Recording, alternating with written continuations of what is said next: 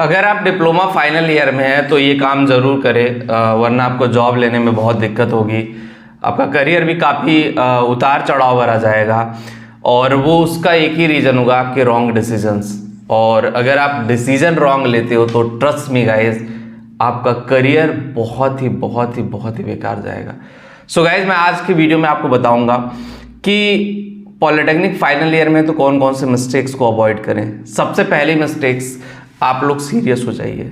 बहुत सारे ऐसे लोग हैं जो नॉन सीरियस हैं अपने करियर को लेकर के, और अगर आप सीरियस नहीं हो तो कैसे आप इंजीनियर बनोगे?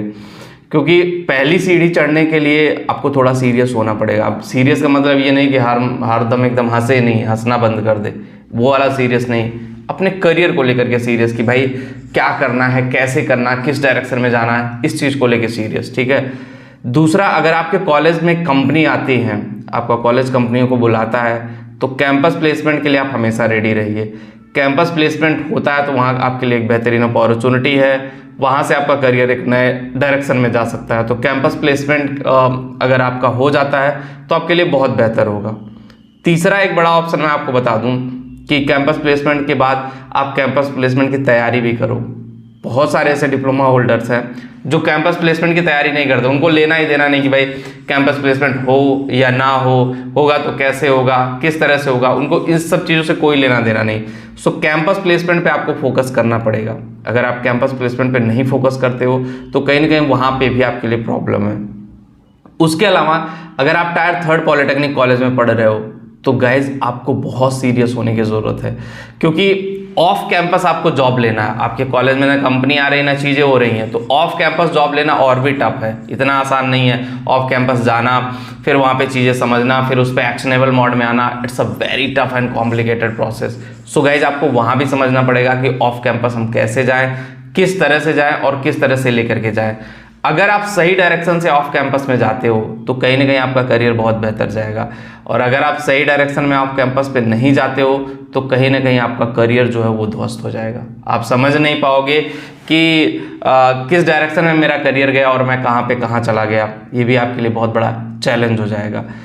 उसके अलावा आप अपनी personality development, communication skill, basic communication skill, मैं नहीं कह रहा हूँ बहुत एडवांस चाहिए आपको पॉलिटेक्निक लेवल पे, लेकिन बेसिक चीज़ें अंग्रेजी की सीख लो कि अपने बारे में बताना। इंटरव्यू देने जाओ तो थोड़ा सा तैयार व्यार होकर के जाओ, क्योंकि प्राइवेट इंडस्ट्री में हमेशा ग्लैमर की दुनिया रही है और हमेशा जो उस लेवल पे रहता है उसी लेवल पे उसको टारगेट किया जाता है।